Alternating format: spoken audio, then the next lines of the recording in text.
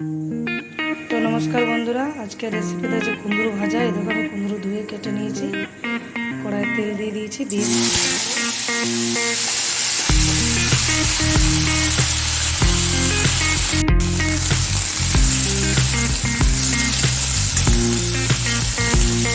ঢাকনা বন্ধ করে সিদ্ধ করে নেবো। গ্যাসের ফ্লেমটা কম করে দিলাম।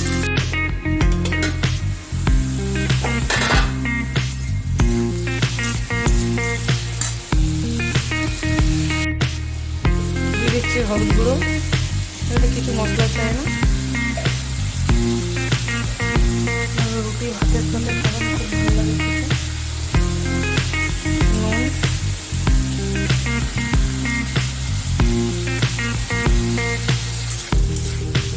এবার আমি গ্যাসের ফ্লেমটা বাড়িয়ে দিচ্ছি,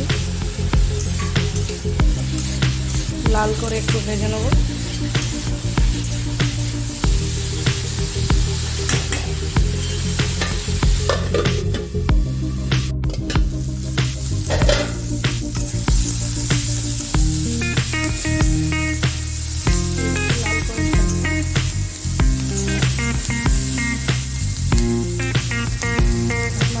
পরে কম লাগা একটু দিয়ে দিতে পারেন। আমি যখন এখানে দিয়ে দিচ্ছি হাফ চামচের মতো দিলাম। শেষে দিয়ে দিচ্ছি আমি একটু পোস্ত, গোটা পোস্ত দিচ্ছি আমি, এতে খুব খেতে ভালো লাগে।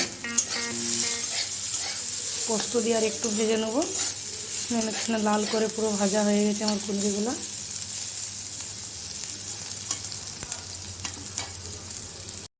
কুঁদরি ভাজা আমার পুরো হয়ে গেছে, এই দেখুন।